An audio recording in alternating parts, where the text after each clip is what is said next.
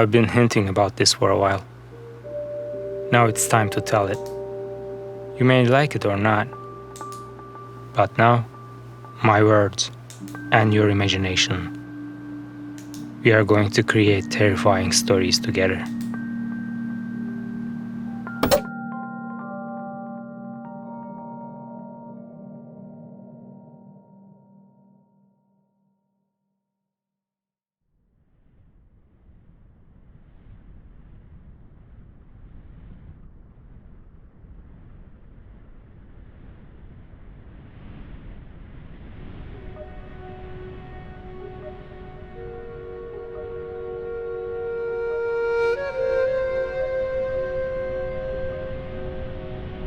Long before I was born, all Lamassus flew away, left their guard points for a reason long forgotten, and hovered over the cedar forest. As a desperate act, the old kings ordered the stone carvers to make Lamassu statues on every major city gate. It didn't take long for the savages to find out the doors were unguarded. Soon after, they destroyed the Assyrian Empire. Assyrians burned the bridges between Lamassus, and Lamassus burned anyone who gets close to their precious forest. That was the time when the sorcerers showed up. A sorcerer could call the precious metals and minerals under the earth, or could turn mundane things into beautiful objects. Sorcerers had wealth, but they didn't have youth. They believed Lamassu's body parts have incredible healing powers. They recruited brave men who didn't seem afraid of Lamassus and equipped them with kargı, a tall spear with a very pointed tip. Once, my father said, "You need 7 men to hunt down an elephant, and only 2 men are enough to take down a bear or a lion. But if you hunt a Lamassu, you need to do it by yourself. Because the moment the Lamassu falls, your partner becomes your enemy. There is a reason for that. A shirt made of Lamassu hair pays very handsomely. If you sell 4 hoofs, you don't need to hunt the entire season. If you bring the 5th leg, the ghost leg of the Lamassu, you don't have to worry about how to feed your family over a year. But the essential part of the Lamassu is the feather." I said feather because feathers go bad very quickly. To retrieve a Lamassu feather, one must pluck it while the beast is giving his last breath. A dead Lamassu's feather turns into dust very fast. If you can bring 1 Lamassu feather to a sorcerer, you don't have to worry about it financially because you will have enough wealth for the rest of your life. There were only 3 people who were able to retrieve a feather successfully in history. My father was one of them. Have you ever seen a Lamassu feather up close? I did. My father laid it in my hands before he gave it to the sorcerer. It was the size of a short sword. The wile of the feather was so flexible, it was impossible to rip it. When you caress the edges of the feather, it makes a very eerie but relaxing sound. And the colors. Colors that you have never seen or never named before. Colors so mesmerizing, someone has to nudge you to wake you up from a sweet trance. Like the wings of a butterfly, the feather leaves shimmer whatever it touches. Even today, if I hold my hands to the sky during the sunrise or sunset, you can see the colors dancing in my palms. Both my grandfather and my father worked for a sorcerer called Sargis. I saw him once when I was a kid. My father told me Sargis looked the same since his childhood, not one line on his face. And now, Sargis, in front of me, sitting in his black robes, looked the same. You would think he's a very young man, unexperienced, never had to work on a farm or throw a fishing net to the river. But that feeling would go away the moment he starts to speak. The feather your father gave me has taken from me. I have no interest in going after it. You have your father's and his father's knowledge. I interrupted him. My father's knowledge gone with him when he died. There are 2 hunters in the village. They still go to the cedar forest and chase the beast. One of his guards pulled a crushed human head from a bag. Sargis pointed at the skull. That's one of them. The other hunter left the town when he heard that I'm walking on the streets. I don't think anybody will see him for a while. I said, I'm a fisherman. I catch fish. He smirked at me. Rivers are dried. Lakes evaporated. When did you go fishing last time? What is your wife cooking today? What are your kids going to eat tonight? I didn't answer. A sunbeam hit the floor, bounced into the room. Sargis turned bright blue. I thought, it must be the feather's effect. Like my palms, Sargis's body reacts to light. His other guard put 2 gold nuggets onto the table, each size of a strawberry, and a stone I never seen before. 3 of them looked at the stone in awe, like Ishtar just summoned herself into the room. Sargis pointed at the first nugget. With this, you can pay what you owe to the merchants and move your family to a better land. Now he was pointing at the other nugget. With this one, you can buy 2 fishing boats and hire someone to work for you. And this one, he paused. You don't have to worry about your children's future.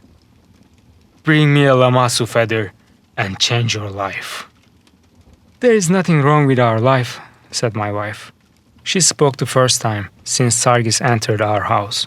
She pointed to the human head that the guard is holding. Put that thing away. It pulls all the flies here and scares my children. Sargis turned dark green on a whim and looked at me. Are you letting her talk to your guests like this? My wife didn't change her tone. Take your shoes off, all of you. 3 of them started to take their shoes off in a hurry. One of the guards took the sandals and put them neatly next to each other by the door. While this happening, Sargis looked at me impatiently. I said, Dina, enough. There are guests. My wife took our youngest kid and left the room without saying anything. Sargis pointed at the pole in the middle of the house. I see you use your father's weapon as a support to keep your home intact. That was the karga both my grandfather and my father used. A weapon made of wood and magic. 8 steps high, grayish-green color with hues of pink. Karga is not a stick to get dry and cracked under a dusty roof, said the sorcerer. I designed it to put a Lamassu on the ground. I created it to soak in Lamassu blood. I made it to stab Lamassu heart. He was dark purple now. I said, if it doesn't support the roof, my house will collapse slowly. He said, if you bring me the feather, you don't have to live in this house, fisherman. He stood up and walked to the karga. You know it feeds on blood. He took out a long needle from his sleeves and punctured his index finger. And then he put his hands on the karga. Sargis closed his eyes. The grayish-green lines on the karga slightly changed and rearranged themselves. I said, it never rained since the spring. We must have sunny days. You cannot hurt a Lamassu when the sun is around. Sargis looked at me. Oh, you don't worry about the sun. I'll take care of it for you. Sargis and both of his guards now held the karga. They rattled it and took it out of its place. Something cracked and dust fell from the roof. I looked at the edge of the karga. It was so pointy, I was almost not able to see the tip of it.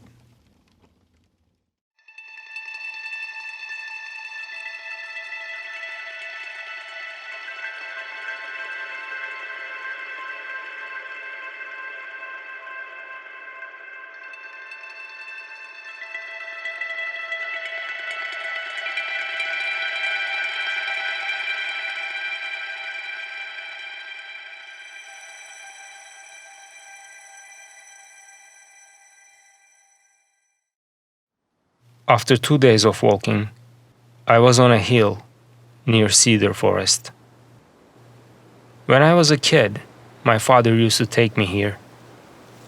This area is still watching spot for hunters. It is safe because you can see the entire forest from above and spot them flying lamassus. Cedar forest is beautiful, but not a place for humans. In this forest, you have to hunt during the daytime because other things will hunt you during the night. I had the cargo on my right shoulder.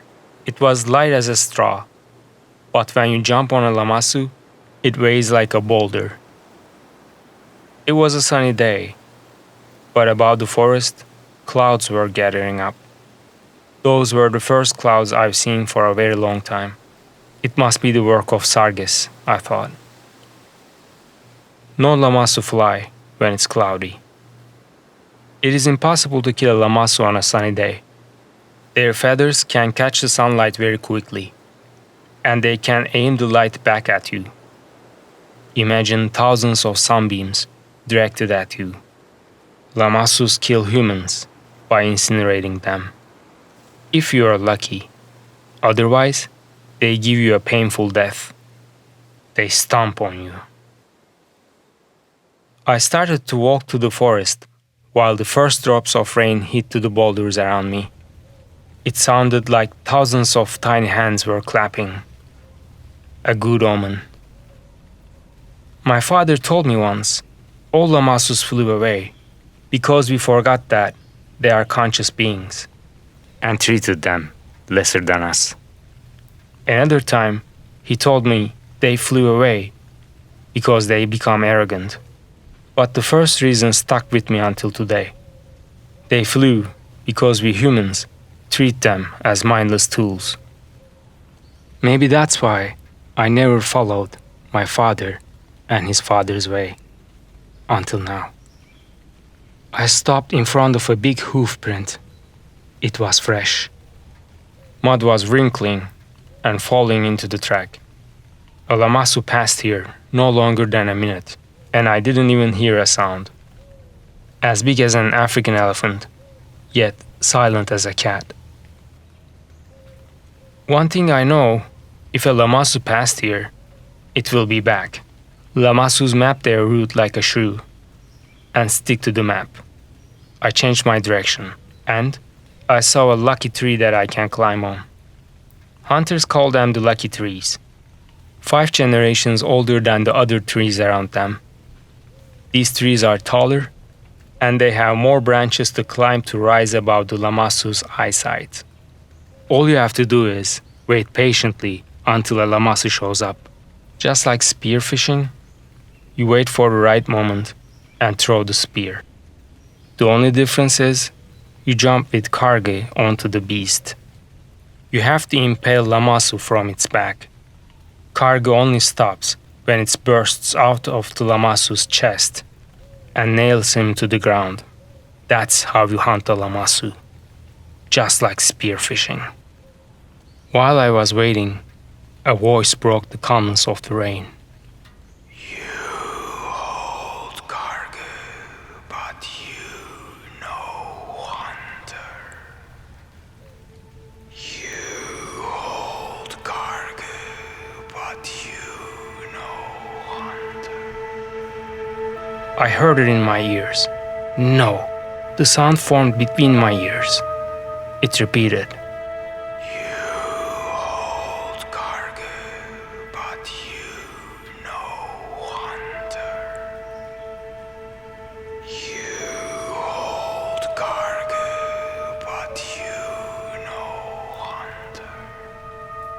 I looked down, but I didn't see anything first.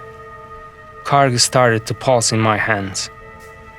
Suddenly, something starting to form on the ground.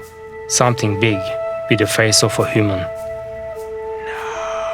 you see me. Now you see me. A lamassu appeared in thin air, 20 steps down, looking straight at me. The Lamassu's mouth was moving, but I heard him like he was standing next to me. I have noticed one of his legs was missing and balancing himself with his ghost leg, which is not that strong. Maybe he was hunted once and managed to escape. You hold cargo, but you know hunter. You hold cargo, but you know hunter. He knew I was out of his league. I shivered. Suddenly a river of memories rushed into my mind. Memories of my family, new and old. My 3 kids. My Dina, when I first saw her near a field. Bird of my youngest. Me teaching fishing to my oldest. And how he accidentally released all the day's catch. That day, he made me very angry.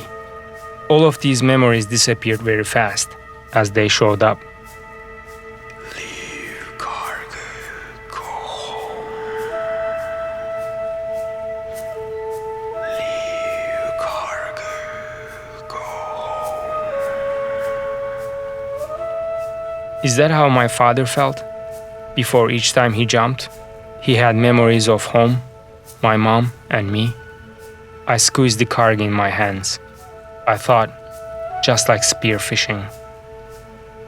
I heard that voice again. I am no fish. I am no fish. Leave cargo, go home. Leave cargo, go home. I said, no feather, no home. No feather, no food. No feather, no wealth. I don't know why I said the last one. You can't explain a Lamassu the anxiety of being in debt. He didn't respond.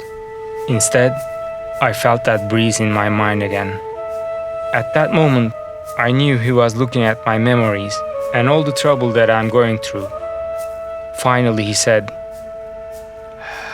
Heartbeat. How everything. Have a heartbeat.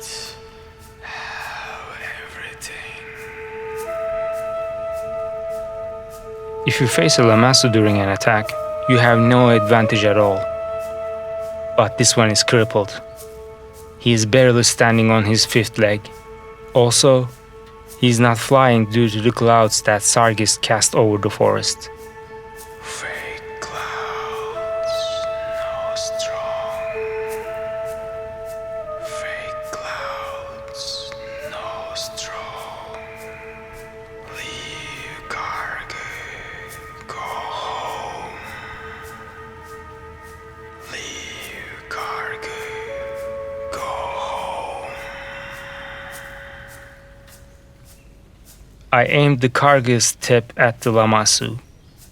It started to pulse even faster, and each pulse, it was getting heavier. Light as a straw, heavy as a boulder when you jump. I used the weight of the Kargil and jumped at the Lamassu. There is no turning back now. I had no control of the Kargil in the air. All I could do to hold on to it as tight as possible. It didn't feel like I was falling from a tree. Instead, it felt like someone was pulling me down to the ground. I gasped. All the air in my chest left my lungs. At the same time, Lamassu leaped. There was no anger or pity on his face, just a straight look. Our eyes met the halfway of my fall, and I realized I missed. There was nothing to slow Kargil down. It stabbed the dirt and slammed me to the ground. Both my legs got broken at the same time.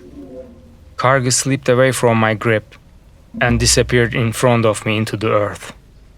It doesn't stop until it bursts a Lamassu's chest.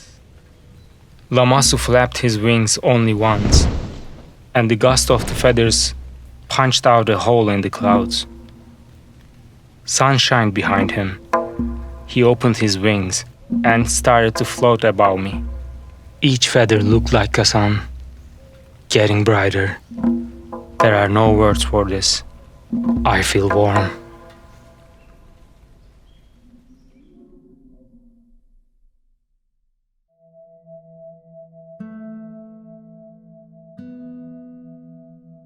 The fisherman got incinerated in a small fraction of a second.